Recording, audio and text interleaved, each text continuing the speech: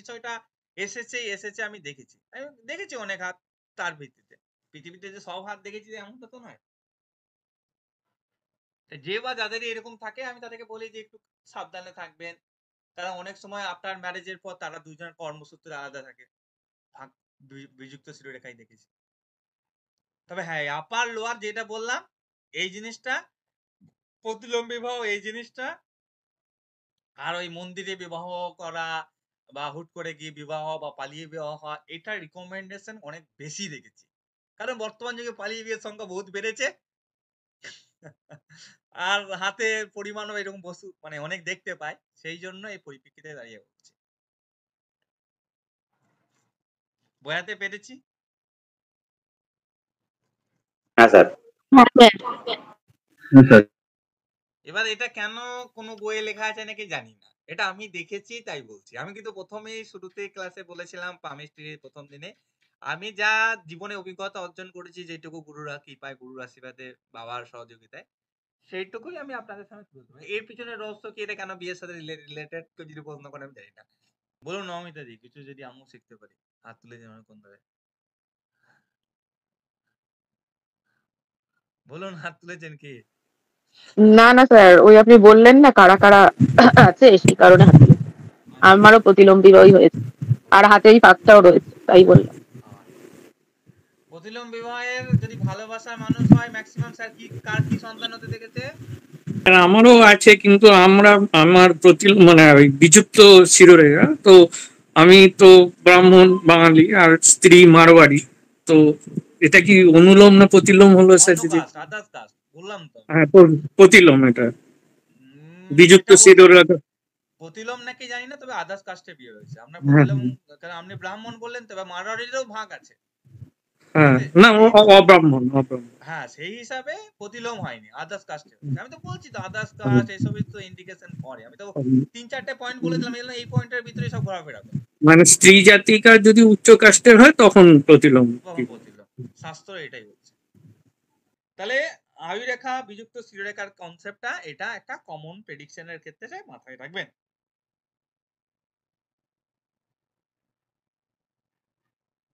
যদি আয়ুরেখা যুক্ত, যেটা সবার ক্ষেত্রে আছে, ম্যাক্সিমাম আমারও রয়েছে। আয়ুরেখা যুক্ত, দেখুন আয়ুরেখা যখনই যুক্ত হয়ে যায় না, তখন তাদের মতো হয় যুক্ত হয়ে না বিযুক্ত হয়ে ভাই শেষ হয়েছে কথায়, এটা কিন্তু খুবই ইম্পর্টেন্ট রোল প্লে করবে। কারণ প্রথমেই বললাম আমি, এটা আমাদের ব্রেনের সাথে ফুললি কানেক্টেড। আমার কথাই শেষ হয়েছে, এটা হয়েছে। তাহলে মুছি এটাকে। শেষ হওয়ার পিছনে আমি কি বলবো, প্রথমত হচ্ছে যে লম্বা সুস্পষ্ট শিরোরেখা থাকে একদম এভাবে, সেটা যুক্ত থাক বিযুক্ত থাক সেই কনসেপ্ট আর আসছি না, কারণ ওটা প্রথমেই বলে দিয়েছি। ওই কনসেপ্ট আছে না, যুক্ত থাক বিযুক্ত থাক সেটা আছে না, সোজা একদম স্ট্রেট লম্বা সুস্পষ্ট যদি শিরোরেখা থাকে, তাহলে জাতক বা জাতিকা বুদ্ধিমান হয়, স্মৃতিশক্তি প্রবল থাকে, এবং সব থেকে ভালো হিসাব নিকাশ করে জীবনযাত্রা করে। ম্যানেজমেন্ট ইজ ভেরি গুড থাকে তাদের। লম্বা সুস্পষ্ট শিরোরেখা, ম্যানেজমেন্ট কোয়ালিটি ভেরি গুড বা এক্সেলেন্ট দেখা যায় যাদের হাতে একদম স্টেট। আমার হাতেও নাই, আমার হাতে নেমে গেছে খানিকটার পর। যে বা যাদের হাতে যদি থাকে আর কি, তাহলে ম্যানেজমেন্ট কোয়ালিটি বা স্কিল খুব বেটার বা ভালো থাকে।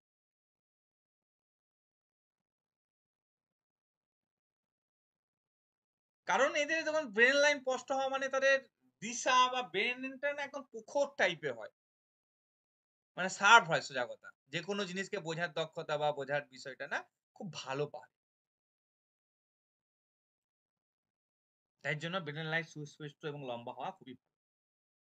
সব থেকে ভালো হচ্ছে ম্যানেজমেন্ট ভালো করতে পারে, পরিবার ভালো চালাতে পারে, নিজেরাও নিজেদের জীবনকে ভালো চালিত করতে পারে। অনেক সময় দেখা যায় এই যে লম্বা টেনে দিলাম এটা, অনেক সময় দেখা যায় আর্ধেক এসে থেমে গেছে, লম্বাই আছে কিন্তু আর্ধেক এসে থেমে গেছে। তাহলে তার ব্রেন, আমি প্রথমে প্রেডিকশন এটা করে দিয়েছিলাম, তার ব্রেন কমজোর, এটা কিন্তু নয়। এটা কি প্রেডিকশন? বয়স বাড়ার সাথে সাথে তার স্মৃতিশক্তি কিন্তু দুর্বল, মানে ব্রেনের কোনো রোগ হতে পারে, ব্রেনের কোনো সমস্যা আসতে পারে। ঠিক আছে, দেখবেন সে ভুলে যায়, মানে সে ভালো ছেলে, ভালো স্টুডেন্ট, পড়াশোনায় ভালো ছেলে, সব ভালো, ভালো চাকরি করে সব ভালো দেখতে পাবেন, কোয়ালিটি ব্যাড না, যেহেতু ভালো স্পষ্ট আছে, কিন্তু যত বয়স বাড়বে তত তার নলেজ, তার জ্ঞান বা ভুলে যাওয়ার সম্ভাবনা এগুলা বৃদ্ধি পেতে থাকে। তবে অনেকে দেখবেন ভুল বকে, মানে অব্দি গিয়ে যদি স্টপ হয়ে যায়, সচরাচর তাদের আয়ু খুব একটা বেশি হয় না। সচরাচর এটা দেখেছি, তাদের আয়ু খুব একটা বেশি হয় না। তবে এমনও দেখেছি অনেকে জীবিত রয়েছে, কারণ এই আয়ুর ক্যালকুলেশন পার্ট ক্যালকুলেট করা একটু ডিফিকাল্ট আমাদের জন্য, ঠিক আছে। তবে ছোট আয়ু রেখা, সরি, ছোট ব্রেন লাইন আয়ু সচরাচর কম দেয়, কারণ ব্রেনের বড় সমস্যা বা প্রবলেম ক্রিয়েট করে। আর এটা যদি আর একটু ছোট হয়, মানে শনির শেষ অবধি, ঠিক আছে, তাহলে ম্যাক্সিমাম 35-40 বছর অবধি বাঁচে, বেশি বাঁচে না, 35-40 পর্যন্ত বাঁচে। কিন্তু তার ব্রেন যদি এটা যদি স্পষ্ট হয়, সেক্ষেত্রে কিন্তু তার বোঝার দক্ষতা, ক্ষমতা, পাওয়ার, বুদ্ধি এগুলো কিন্তু যথেষ্ট পরিমাণ ভালো দেখা যায়। তাহলে ছোট শিরোরেখা হঠাৎ মৃত্যুকে নির্দেশ করে, হঠাৎ মৃত্যুকে নির্দেশ করে, বিশেষ করে 35-40, এটা আমি কেস স্টাডি দিয়ে পেয়েছি আর কি। সেটা এবার এটা অনেকে বেশিও আছে, সেটাও হয়, সেটা পরবর্তীকালে যখন আয়ু বোঝাবো তখন ক্লিয়ার হবে। তবে এটা একটা পয়েন্ট অফ ভিউ বলতে পারেন, যেটা মাথায় রাখতে পারেন।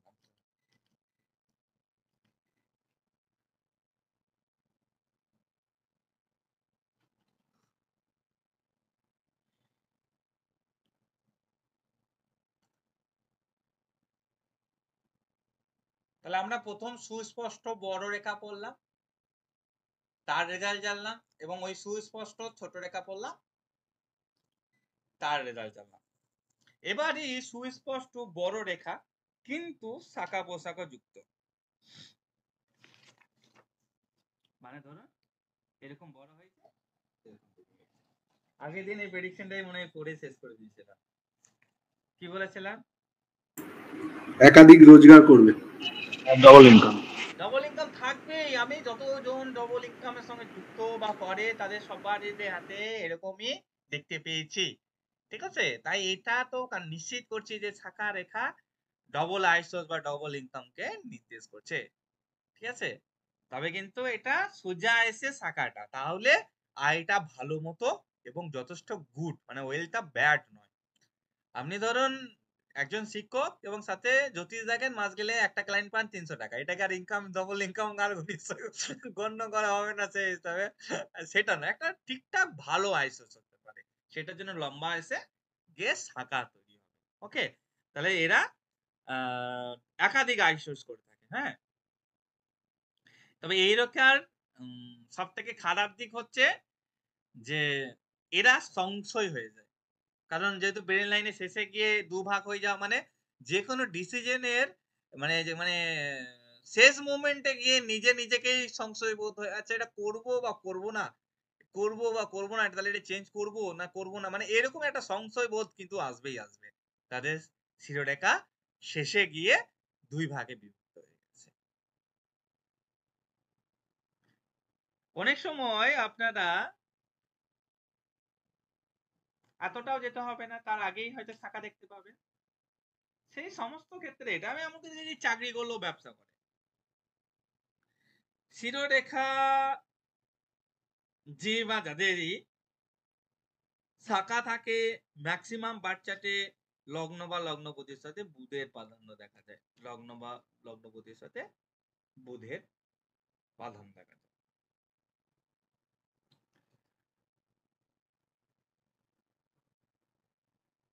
আর ছোট শিরোরেখা বিভক্ত হলে, মানে বড় শিরোরেখা বিভক্ত হলে যেমন সংশয় বোধটা তুলে ধরে, আর এটা হেলথ ইস্যুকে তুলে ধরে।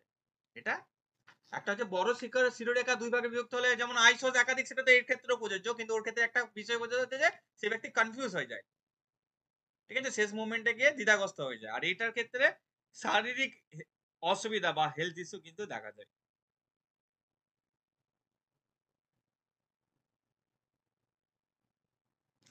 শিরোরেখা অনেক সময় আমরা তো প্রত্যেকটা গ্রহের প্লেসমেন্ট জেনেছি, এরকম ভাবে চন্দ্রের ক্ষেত্রে দেখে যদি নেমে যায়,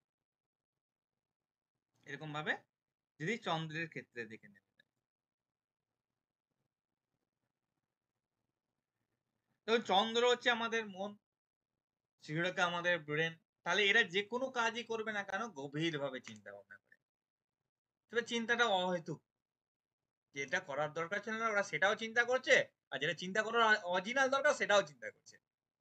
তাহলে এরা ফালতু অনেক কিছুই কল্পনা বা চিন্তা করে, কারণ সবকিছুতেই ভাববে আচ্ছা এইটা যদি এইভাবে করি তাহলে এটা না এইভাবে পসিবল আছে, কিন্তু ওটা না ভাবলেও হতো, ওটা না ভাবলেও হতো। কিন্তু শিরোরেখা যেহেতু চন্দ্রের ক্ষেত্রের দিকে ঢেলে পড়েছে বা নেমে পড়েছে, সেই ক্ষেত্রে এরা কিন্তু অহেতুক চিন্তা ভাবনা করে।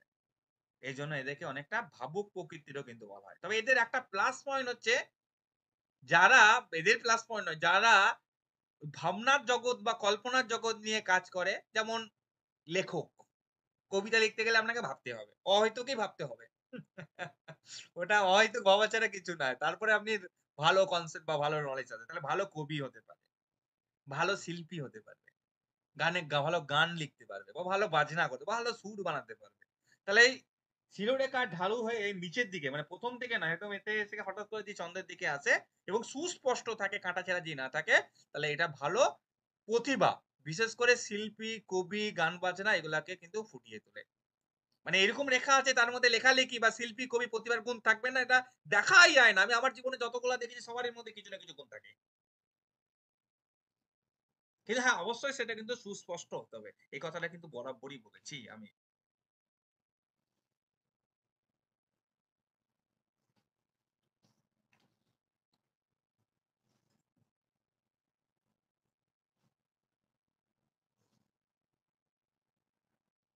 এবার অনেক সময় এই রেখার একটা শাখা যদি থাকে বাস, তাহলে তো চওড়া কথা। হ্যাঁ, এই রেখার শাখাটা না এরকম জায়গায় বেরোবে, এরকম এইরকম জায়গায় বেরোবে, ঠিক আছে? এইটাই হেভি রেজাল্ট দেয় আফটার মোটামুটি 32 থেকে 35 বছর বয়সের মধ্যে। আমি বয়স বলে দিচ্ছি, 32 থেকে 35 বছর বয়সের মধ্যে তার লাইফের ইউটার্ন না মেরেছে, তাহলে বলবে ও যে কোনো জায়গায় যে কোনো কন্ডিশনে থাকুক না কেন, যে বেটার কন্ডিশনে থাকে আরো বেটার কন্ডিশনে তুলে দেবে। ঠিক এই রেখাটা কিন্তু কোথায় উপরে থাকবে আর নিচ থেকে এই শাখা রেখাটা কিন্তু এখানে দেখানো হয়নি, কিন্তু শেষে শাখাটা কিন্তু অন্য জায়গায় দেখানো হয়েছে। লাইভ ইউটার্ন মানে আপনি দেখে নিতে পারেন কারো 32 থেকে 35 এর মধ্যে না লাইভ ইউটার্ন মেরেছে তো বলবেন।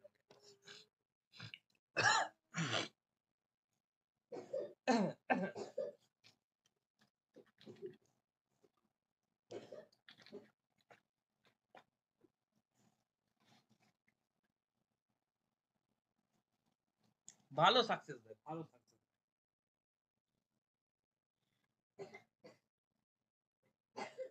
ছেলেদের হাতে এই রেখা থাকলে এমনকি এটাও দেখা যায় তাদের বউরা মানে চাকরি করে, ওয়াইফরা চাকরি করে বা ব্যবসা করে বা কাজ করে, কিছু না কিছু, হাউস ওয়াইফ থাকে না। ছেলেদের হাতে এই রেখা থাকলে তাদের ওয়াইফরা কিছু না কিছু কর্ম করে, হাউস ওয়াইফ থাকতে চায় না। মিলিয়ে দেখতে। আচ্ছা এই রেখাটা যদি এতটাও বড় হয় যায় আসে না কিন্তু, হ্যাঁ হ্যাঁ, মধ্য কথা হচ্ছে শাখাটা কিন্তু এখান থেকে নয়, এইটাই মনে রাখতে হবে আপনাদের। শাখাটা কিন্তু যেখানে ঢাল হচ্ছে সেইখান থেকেই থাকবে শাখাটা, এইটাকে মনে রাখবেন। তাহলে কিন্তু এই রেটা কিন্তু খুব ভালো। 32-35 বছর বয়সের পর জীবনে অভাবনীয় পরিবর্তন আসে, অভাবনীয় পরিবর্তন। এক্সাক্ট বয়স বলে দিচ্ছি কিন্তু আমি, হ্যাঁ। হালকা যত, এটা যদি খুব হালকা হয় তাহলে 32, এটা যদি খুব ডিপ হয় তাহলে 35। এবার সেটা এখন আপনারা বুঝবেন না কেন, হাতে দেখতে পাবেন না হালকা এবং ডিপ, হ্যাঁ। আর এটা থাকা মানে ওয়াইফ কিছু না কিছু করবেই।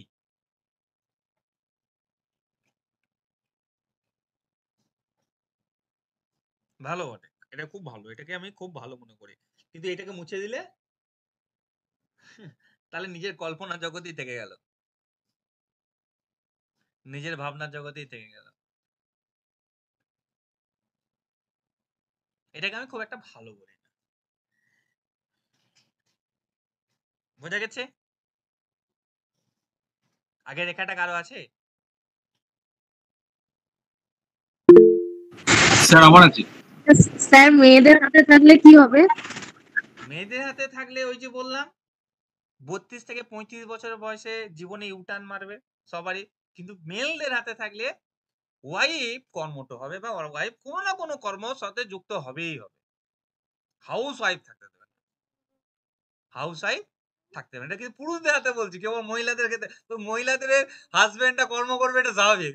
এটা অস্বাভাবিক কিছু না। ওটা কিন্তু আমার প্রেডিকশনে আসে না। ওটা আবার আপনারা প্রেডিকশন বলে গর্ব করেন না। ওটা না দেখেও বলা যাবে যে আপনার হাজবেন্ড কর্ম করে। ওটা এই রেখা থাক আর না থাক। কিন্তু এই রেখা থাকলে এটা কনফার্ম যে হ্যাঁ আপনার ওয়াইফ কর্ম করবে। স্যার আমার আছে একদম মিলে গেছে স্যার, আপনি যা বলছেন তাই। মিলবে তো বটে, এই জন্যই তো আমরা অ্যাপ্লাই পামিস্ট্রি শিখি।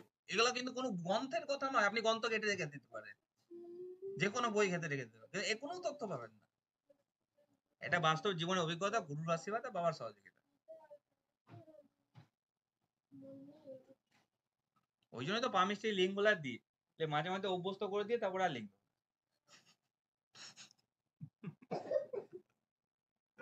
ওরা বলবে স্যার পামিস্ট্রি করান, আমি বলবো ঠিক আছে পরের বছর করাবো। স্যার শিখবো তো বটেই স্যার, সম্রাট কোর্সটা শেষ হয়ে গেলে তারপরে। না না, সম্রাট কোর্স শেষ হয়ে গেলে শুরু হবে না, পামিস্ট্রি শুরু হতে হবে অনেক দেরি, অনেক দেরি। মোটামুটি 26 সালের মিডিল দিক করে হয়তো শুরু হবে, অনেক দেরি। পামিস্ট্রি আপনার শুরু হবে, টাইম ম্যানেজ করা খুব চাপ। যাই হোক, তাহলে মধ্য কথা হচ্ছে আমরা আচ্ছা আপনার বয়সটাও মিলিয়ে দেখবেন। হ্যাঁ 32-35, মানে ওয়াইফ কর্ম করছে এমনটা খালি না, 32-35 বয়সটাও যেটা বলছি বয়সটাও মিলিয়ে দেখবেন, ঠিক আছে, যে মিলছে কিনা। পামিস্ট্রিতে এজ ফ্যাক্টর প্রেডিক্ট করা খুব মানে খুব সহজ, খুব সহজ। হ্যাঁ কিন্তু হ্যাঁ প্র্যাকটিস করতে হবে, যথেষ্ট পরিমাণ মানে প্র্যাকটিস করতে হবে। প্র্যাকটিস ভালো না করতে পারলে হবে না। যাই হোক, তাহলে এইরকম একটা আমরা শিরোরেখা পেলাম। এই শিরোরেখার মধ্যে আমরা আর একটা পার্ট দেখতে পাই, সেটা হচ্ছে যে নিম্নগামী শিরোরেখা।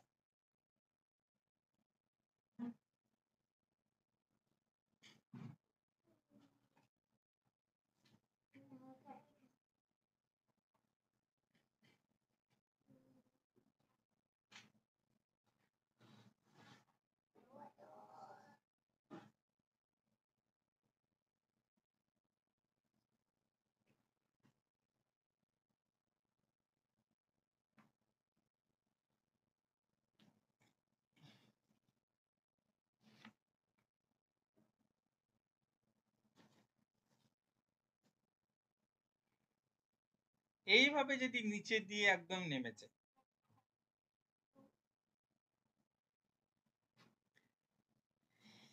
শিরোরেখা যখনই নিচে দিয়ে নামে আপনি সবসময় খেয়াল রাখবেন যে আয়ু রেখার সাথে তার ডিস্টেন্স কেমন। আমার কি নেটওয়ার্ক চললো? আমি কি দেখতে পাচ্ছি না সবাইকে?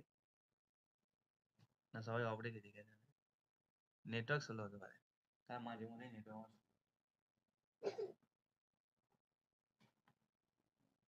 আর অরিজিনাল অফ করে দিয়ে চলো হয়, তাহলে ওদের বৃহস্পতি খারাপ। তাই না? আমি যদি আমার নেটওয়ার্ক চলতে হচ্ছে মানে বুদ্ধি গন্ডগোল, যদি অফ করে থাকে। আচ্ছা, এই ডিস্টেন্স কম হওয়া, এটা কিন্তু আমি বলি তাদের সাথে না খুব একটা মেশা উচিত হয়। যদি ঢেলে এসেছে অনেক সময় কি হয়, ডিস্টেন্স কম হয় না কিন্তু। হ্যাঁ এটা কিন্তু ওই জন্য বলছি কথাটা, অনেক সময় কি হয় আয়ু রেখাটা কিন্তু এতটুকুই মনে থাকে, ডিস্টেন্সে কিন্তু বেড়ে যায়। তো ডিস্টেন্স যখনই আয়ু রেখা এবং শিরোরেখার নিচেটা কমে যায়, কি মানা করি, তাদেরকে মিত্র মানাতে মানা করি। কারণ এরা না সুযোগ পেলেই না, যদি কিছু ভুল ত্রুটি হয় না, আপনাকে বাঙালি ভাষায় বাঁশ দিয়ে দেবে, মানে ক্ষতিই চাই, ভালো কিছু চাই না। কারো থাকলে আমার কোনো যায় আসে না। হ্যাঁ এটা বাস্তব সত্য, আমাকে তোমায় শিখাতে হবে। তাই নিচের দিকে গিয়ে যখন একেবারে টান নেবে, সেটা যেন ডিস্টেন্স থাকে আয়ু রেখার সাথে। কারণ যদি নিচের দিয়ে নেমে যায়, আয়ু রেখার সাথে কম থাকে, তাহলে সেক্ষেত্রে তারা কিন্তু খুব আত্মকেন্দ্রিক হয়, মানে নিজের ইচ্ছা পরিপূরণের জন্য যা করতে হবে, তাদের যে লোককে ধরে নিন তাও করবে, বুঝতে পারলাম, কারো যদি ক্ষতি করতে হয় তাহলে তাও করে দেবে, কিন্তু নিজের যাতে ফুলফিল, মানে নিজের যাতে কিছু না হয় এই জিনিসটা, তাহলে এটা ভালো বলি না। এই জন্য দেখে আমি খুব একটা মিত্র কনসেপ্টটা আনতে চাই না, বলি না যে এরকম ব্যক্তিটার থেকে দূরে থাকাই ভালো। আর এরা, আপনি যদি এরকম ক্লায়েন্ট পান নিচে, আপনাকে যা মানে ভালো কথা বলে মানে সে ইয়ে করবে না, ধরুন কথা মানে বলছে এরকম ক্লায়েন্ট পেয়েছেন সৌম্যদা, হলে সৌম্যদা বলছে আরে আপনার মতো তো জ্যোতিষ হয় না, আপনি তো খুব ভালো জ্যোতিষী, আরে খুব ভালো, এত ফোলাবে না আপনার প্রেডিকশন, আপনি ভুলও বলছেন হয়তো, তাও বলবে আরে আপনার মতো, আরে না আপনি কিন্তু অনেক ধরে, মানে যত সব ঝাড়িয়ে গল্প এদের কাছে শুনতে পারবেন। এরকম ক্লায়েন্ট আমি তো বলি যে মিত্র দরকারই নেই, শুধু মনে রাখবেন যে নিচে আয়ুরেখা শিরোরেখা ডিস্টেন্স যাতে কম হয়, ডিস্টেন্স বড় হলে এটা থাকে না, ডিস্টেন্স কম হয়ে গেলে এটা স্যার মারাত্মকভাবে স্যার বলছি, যদি এটা কি ডান হাতের ক্ষেত্রে বলছেন না বাঁ হাতের ক্ষেত্রে? ওইটাই তো সমস্যা, প্রথম ক্লাসে জয়েন করলে যাই পড়াচ্ছি সব ডান হাতেই পড়াচ্ছি, বাম হাতে পড়াই না। আচ্ছা আপনি বুঝতে পারবেন না, আপনি আচ্ছা তো আচ্ছা। ধরুন সবে একদিন ভর্তি হয়েছেন না। হ্যাঁ হ্যাঁ, আমি একদিনই আর প্রথম আজ এই পাম্পস্ট্রি ক্লাসে নতুন। না আমি ওই জন্যই আপনাকে বলেছিলাম যে আপনি অ্যাডমিশন হয়ে গেলে, না আপনি বললেন যে আমি অ্যাডমিশন হতে চাই, আমি বললাম যে মে মাসে অ্যাডমিশন শুরু হবে, হ্যাঁ তাও বললেন যেহেতু হচ্ছে, হ্যাঁ আমি বললাম যে তাহলে এক্সট্রা এই যে এক্সট্রা ক্লাসগুলো পাচ্ছেন এইগুলো হয়তো পেয়ে হ্যাঁ যাবেন, হ্যাঁ কারণ আপনাদের ব্যাচে ক্লাস শুরু হচ্ছে সেই জুন মাস। হ্যাঁ হ্যাঁ। ঠিক আছে, মিউট করে শুনুন, ভালো আচ্ছা লাগবে। ডিস্টেন্স কম থাকলে ডিস্টেন্স বানিয়ে রাখতে হবে। আরে বাহ এরকম একদম ঠিক আছে।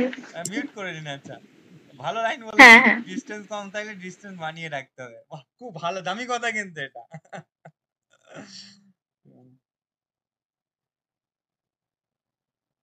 যখনই শিরোরেখা এইভাবে নেমে যায়, ডিসটেন্স কমটা ওটা বলে দিলাম, ওটাতে আমি আর আসছি না, ওটা বাদ দিন। এবার যদি নেমে যায়, ঠিক আছে, এবার এখানটা আমাদেরকে বলা হয় মণিবদ্ধ, এই জায়গাটা হাতে, ঠিক আছে, মোটামুটি একটা আঁকছি, হ্যাঁ এটাকে বলা হয় মণিবদ্ধ, ঠিক আছে।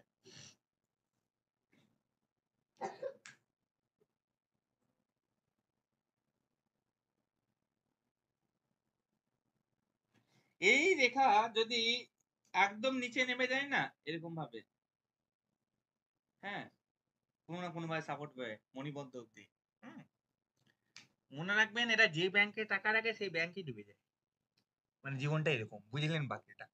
হ্যাঁ হ্যাঁ, এর থেকে আর কিছু প্রেডিকশন করার নেই, যদি এরকম নিচে নেমে আসে, যে ব্যাংকে টাকা রাখে সেই ব্যাংকই ডুবে যায়। তাহলে জীবনটা কেমন দুর্ভাগ্য, লাইফে সেভাবে কিছু থাকে না, যেখানেই টাকা লাগাবে সেটাই লোকসান, ব্যাংকে টাকা লাগাবে ব্যাংক ডুবে যাবে, তো আর কিছু বলার নেই। ওকে যাই হোক, এটা পোস্ট অফিস যেন টাকা না রাখে ভাই, তাহলেই হলো। আমি চাই পোস্ট অফিস না রাখে, ওরা রাখবেও না, কারণ ভাগ্য তো এমনই জিনিস, ওরা তো সেই সমস্ত ব্যাংকেই রাখবে যেটা ডুববে না।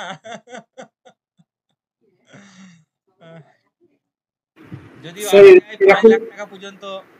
হ্যাঁ বলুন। হ্যাঁ বলছি স্যার এরকম হাত আপনি দেখেছেন?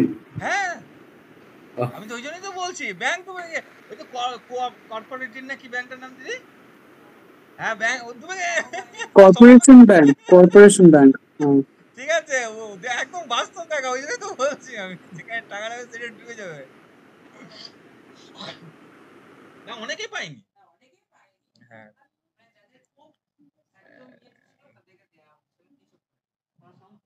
তাহলে আর কি লাগে বলুন, ওই জন্যই আর কি দেখার কারণে বলে, তবে জীবনটা খুবই দুর্বিষহ হয়, মানে কষ্টময় জীবন হয়, বিশ্বাসঘাতকতা জীবনে ভরপুর, ইত্যাদি। আবার এটা যদি না নামে এরকম জায়গায় থাকে, এরকম জায়গায় থাকে, এটা আবার একটা খুব প্লাস পয়েন্ট ফাটায়, সেটা হচ্ছে যে ফ্যামিলি সূত্র ধরে অনেক কিছু পেয়ে যায়, ঠিক আছে, ফ্যামিলি সূত্র ধরে অনেক কিছু পেয়ে যায়, এটা প্লাস পয়েন্ট ফাটায়। খারাপ বটে, যেটা নেগেটিভ যা বললাম সব, কিন্তু দেখবেন পরিবারে জমি জায়গা সম্পত্তি অনেক আছে, যে মা বাবার না থাকে তো পরিবারে অন্য কেউ পেয়ে গেছে, মানে পরিবার সূত্রে গেনার আর কি হয় আর কি, নট ব্যাড।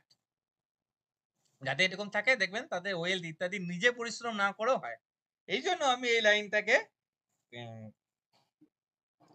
কি বলবো, মানে এটা খুব একটা যে নিজেদের আমাকে করতে হবে, ভবিষ্যৎ বানাতে হবে, এইসব ভাবে না অনেক সময়, যা আছে জীবন চলে যাচ্ছে ভীষণকে, তবে পায় ফ্যামিলি সূত্র ধরে অনেক কিছু পায়, এই জিনিসটা দেখা যায়। তবে নিচে একদম যদি নেমে যায় তাহলে ওটা বেশি নেগেটিভ, আর এটা তো আমি বললাম। আর একটা কথা বললাম, যখন নিচের দিয়ে নামছে এই রেখাকে পজিটিভ বানানোর ক্ষমতা রাখে, এখান থেকে এ বেরিয়ে গেলে এটা বেরিয়ে গেলেই পজিটিভ হয়ে যাবে, ঠিক আছে? আমি আবারও বলে দিয়েছি, এটা যদি নিচে দিয়ে নেমে যায়, হ্যাঁ, আর উপর দিয়ে বেরিয়ে গেছে, হ্যাঁ, মোটামুটি 28 বছর, 27, 28 বা 29-এ তার লাইভ ইউটার্ন মারবে, ম্যাক্সিমাম 28 থেকে ইউটার্ন মারবে, ঠিক আছে? কিন্তু এটা না থাকলে, কারণ আমি বারবার বলছি শাখা কিন্তু প্লাস পয়েন্ট, ব্রেন লাইনে শাখা কিন্তু প্লাস, সব জায়গায় কিন্তু প্লাস দেখানো হয়েছে, দেখবেন কোথাও নেগেটিভ বলা হচ্ছে না। হ্যাঁ, নেগেটিভ বলা হলো, প্লাস কিন্তু আছেই আছে। শাখা রেখা মানেই হচ্ছে ওটা কিন্তু শিরোরেখার জন্য পজিটিভনেসকে ফোটায়। স্যার শাখাটা যদি প্যারালালি থাকে মানে টাচ না হয় একদম গা বরাবর যায়, গা বরাবর তো শাখা কোনদিন হয় নাকি? শাখা তো ভাই গাছের ডালে বলতে যে স্যার আরেকটা গাছ উঠেছে, এটা মারা যেতে পারে। না মানে মানে আমি বলছি টাচ হয়নি, মানে একদম তাহলে সেটা ধার দিয়ে শাখা গেছে, কি করে হবে? স্পষ্ট একটা বোঝা গাছের যাচ্ছে। ডাল বেরোবে, গাছ থেকেই তো বেরোবে, এটা টাচ না হয়ে শাখা কি হ্যাঁ করে হ্যাঁ হবে? হ্যাঁ, ওটা শাখা তো হবে ঠিক না। কথা। ওটা তো আদার্স রেখা বা ছায়া রেখা হতে পারে, শাখা রেখা হতে গেলে তো ভাই টাচ থাকতে হবে না? আমি তো ওইটাই তো বোঝাতে বেশ, চাইছি, যে গাছের ডালপাল্লা আছে মানে ওটা গাছের শাখা ও শাখা, কিন্তু ওটা যদি গাছ থেকে বাদ হয়ে গেল তাহলে ওটা পাশে একটা গাছ হতে পারে, কিন্তু ওটা শাখা ও শাখা তো বলা যাবে না, না? বুঝতে পারলাম? তাহলে মধ্য কথা হচ্ছে ব্রেন লাইনে শাখা থাকলেই পজিটিভনেস ফুটায় ওইটাকে। আমি তো বললাম যে এটা কত নেগেটিভ বললাম বলুন তো, কিন্তু এই যে জাস্ট একটা টেনে দেন, আপনার লাইভ 28-এ ইউটার্ন মারবে। আবার যদি এটা খুব এই সাইডে চলে আসে তাহলে 21-এ ইউটার্ন মারবে। আমি সবকটা বয়স জানি, কখন কোন বয়সে রেখাটা অ্যাক্টিভ হয়। শেখাবো, সিলেবাস আছে, যখন শেখাবো তখন এগুলো দেবো না ক্লাসে। স্যার একাধিক শাখা থাকলে? দেখুন, যত শাখা রাখা তত আপনি অ্যাক্টিভ ব্রেনের, তত বিষয়ে মাল্টি কানেক্টেড আপনি। মানে ধরুন আমি যাদের একাধিক শাখা রেখা রয়েছে, তাহলে দেখবেন নিজে যে কাজটা হয়তো নিজে করার দরকার ছিল না, অন্য কাউকে দিয়ে হয়তো দায়িত্ব দিলে করে দিত, কিন্তু সেটাও উনি নিজে করতে যাবেন, নিজে কমপ্লিট করবে। বুঝতে পারলাম? যেহেতু ওর অ্যাক্টিভনেসটা একটু বেশি পরিমাণে দেখা যাবে, মানে শাখা মানে এখানে পজিটিভ। তো কিছু কিছু নেগেটিভ যেগুলো বললাম, যেমন সংশয়, ছোট হলে স্বাস্থ্যের অবনতি, এগুলো যেমন বললাম, যেমন কিন্তু যখন এটা নেগেটিভ হচ্ছে, শাখাটা কিভাবে পজিটিভ করে দিয়ে বুঝতে পারছেন? যতই নেগেটিভ রেজাল্ট দেখ, এটা যেমন 28-এ গিয়ে ইউটার্ন মারতে শুরু করে, ওই উপরটা 32, 35-এর মধ্যে ইউটার্ন মারে, লাইভ মারবেই। পামিস্ট্রি প্রেডিকশন না খুব ভালো, ভালো মিলে, কিন্তু বর্তমান যুগে মানুষজন চর্চাও করে না, আর পামিস্ট্রির উপর ভালো বইও ঠিকঠাক আমি আপাতত দৃষ্টিতে জানি না। আমি একটা পেয়েছিলাম, তার তো 11,000 দাম বলছিল বইটা। থাক ভাই, 11,000 দিয়ে বই কিনতে হবে না। Sir Kindle version 499। ও কিন্ডেল ভার্সন আমি বুঝিও না, পারবো না। ও আপনারা যদি থাকে এটা কিনে পড়তে পারেন, ক্ষতি কিছু না, ভালো লেগেছে। হ্যাঁ ওই বইটা তো যেটা স্যার সেদিন বলছিলেন কিন্ডেলে আছে। ওই 11,000 দিয়ে আমার পক্ষে কেনা সম্ভব নয়। তো ওনাকে আমি ফ্রেন্ড রিকোয়েস্ট পাঠিয়েছিলাম, অ্যাকসেপ্ট করেছে নাকি জানি না। লেখিকাকে। আচ্ছা যাই হোক, স্যার কিন্ডেলে কিনে একবার প্রিন্ট করা দেখার চেষ্টা করা যেতে পারে, কিন্তু কিন্ডেলে নিয়ে প্রত্যেকটা পেজকে প্রিন্ট করা। আমি সমর্থন করি না, 2 নম্বর জিনিসকে সমর্থন করি না, ঠিক আছে? তাতে আমি পড়লাম না পড়লাম, যেটা অন্যায় সেটাকে আমি সমর্থন করি না, ঠিক আছে? বললাম তো, যাতে আমি যদি না পড়তে হয় পড়বো না, ওটা তো আমার ধর্ম বিরুদ্ধ কাজ, তাই না? যেটা আমার ধর্ম বিরুদ্ধ কাজ সেটাকে আমি সমর্থন করি না। সেটা আমার আমার উপযোগীর জন্য আমি কারো লোকসান করব, কারো ক্ষতি করব, সেটা তো আমার ধর্ম বিরুদ্ধ কাজ, সেই জন্য আমি ওটাকে সমর্থন করি না। তাই আমার কোনো পরামর্শ নাই হতে, হয়তো হতে পারে কিন্তু আমার পরামর্শ নাই, এটুকু বলতে পারি। কারণ কিনতে পারবো না, পারবো না, কিন্তু কখনো কারো একটা জিনিসকে ওই অন্যায় ভাবে প্রিন্ট করে নিয়ে চালিয়ে দেবো, এটা না। হ্যাঁ, উনি যদি আমাকে পারমিশন দেয় তাহলে আলাদা ব্যাপার, তাহলে নিশ্চয়ই আমি প্রিন্ট করে দেখতে পারি, কিন্তু ওনার পারমিশন ব্যতীত আমার পক্ষে সেটা অন্যায়, সেটা আমার ধর্ম বিরুদ্ধ কাজ। তাদের মানুষের নিজের খারাপ হলে হবে, যাই হবে, কিন্তু দরকার।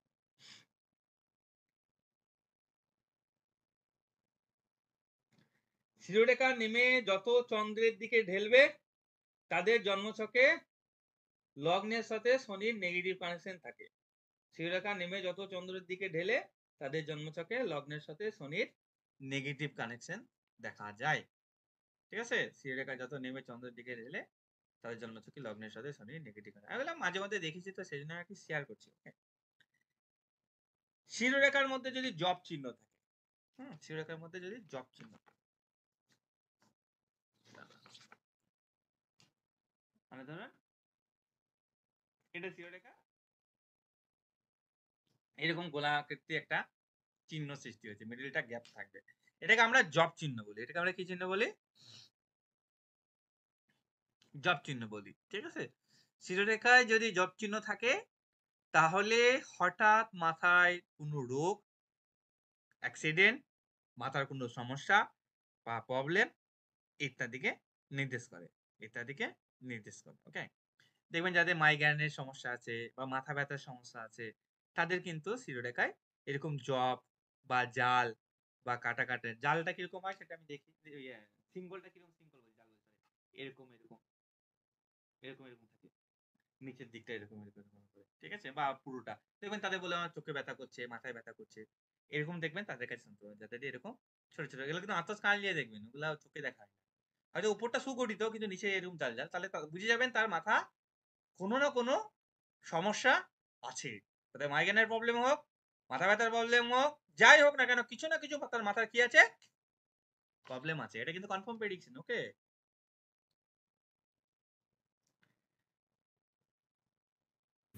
স্যার জব চিহ্নটা যদি ওই গোড়ার দিকে থাকে, মানে যেখানে আয়ু রেখার সঙ্গে যুক্ত হচ্ছে তাহলে ওই এখানে, চোখের সমস্যা হয়, মানে ওই মাথার সাথে সব, মানে ওই মস্তিষ্ক, ব্রেন সব ওর সাথে কানেক্টেড, চোখের সমস্যা দেখতে পাবেন তাদের। হুম। যেমন চোখে অপারেশন হয়েছে বা চোখে কম দেখে, ভালো মতো কম দেখে, হ্যাঁ। হ্যাঁ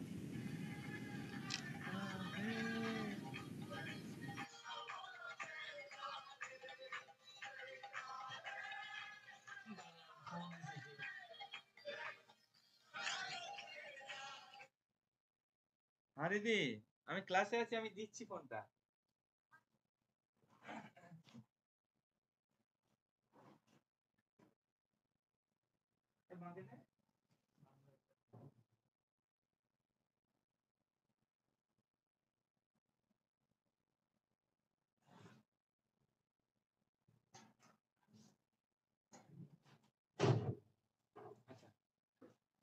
ছিলাম কোথায়,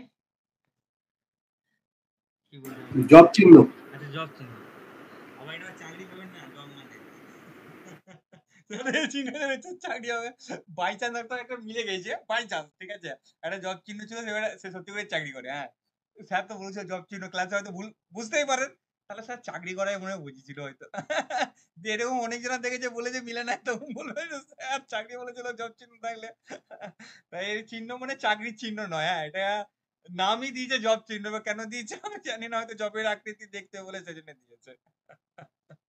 আচ্ছা, যাই হোক, যাই হোক, শিরোরেখায় সিঙ্কল হোক, জব হোক, সবগুলির ক্ষেত্রে মাথার কোনো না কোনো সমস্যা, ট্রাভেল, এগুলা নির্দেশ করে। আর চন্দ্রের দিকে হলে চোখের সমস্যা ইন্ডিকেশন করে, কিসের দিকে? চোখের, মানে সোজা কথা চোখ, মাথা, নাক, মুখ, মানে যা আছে আর কি ব্রেনের সাথে কানেক্টেড, সবগুলি সমস্যা এই মস্তিষ্ক রেখার দ্বারাই নির্বাচিত হয়।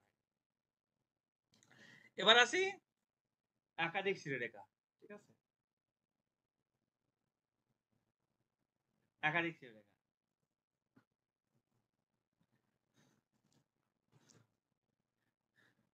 যাদের হাতে একাধিক শিরোরেখা থাকে বা ছায়া রেখা থাকে, ধরুন এরকম রয়েছে, এটাকে আমরা একাধিক শিরোরেখা বা ছায়া রেখা বলি। ঠিক আছে, ওই যে কে একজন বলেছিল স্যার টাচ করে নাই, কে একজন একটু আগে বলেছিল, ঠিক এই জিনিসটা, প্রতিমদা বলছে। কাজও করেনি কিন্তু পাশে রয়েছে, এটাকে শাখা, এটাকে ছায়া রেখা বলছে। এটা কি বলছে? ছায়া রেখা। আচ্ছা, আমি কিন্তু যুক্ত আর বিযুক্ত কনসেপ্ট প্রথমে পড়িয়ে দিয়েছি, ওটা কিন্তু আর পরে কোনোটার ক্ষেত্রে যুক্ত মানে বলবেন না, ওটার রেজাল্ট কি ওটা বলে দিয়েছি, বাকিগুলির ক্ষেত্রে সে যুক্ত থাকলেও এই রেজাল্ট, বিযুক্ত থাকলেও এই রেজাল্ট, কারণ যুক্ত বিযুক্ত রেজাল্ট ওটা, কারণ অনেক সময় এটা ভুল করতে পারেন আপনারা। ওকে, দেখুন, এই যখনই এই যে একাধিক হয়ে গেল না, তাহলে আপনার ব্রেন একাধিক রকম ভাবে অ্যাক্টিভ, বা শাখা থাকা অ্যাক্টিভ হচ্ছে মানে কি, আপনি একটা কাজের সঙ্গে থেকে আর একটা কাজ করছেন তাই অ্যাক্টিভ, আর এখানে আলাদা আলাদা শাখা, মানে শাখা বলছি ছায়া রেখা, এটা কিন্তু ঘুমের ডিস্টার্ব করবে, কারণ আপনি প্রচুর কিছু নিয়ে ভাবতে শুরু করবেন। ঠিক আছে, বহুত বড় বড় প্ল্যানিং করবেন, বহুত বড় বড় ডিজায়ার করবেন। এটার একটা প্লাস পয়েন্ট আছে, এরা নিজে সবকিছু করার দক্ষতা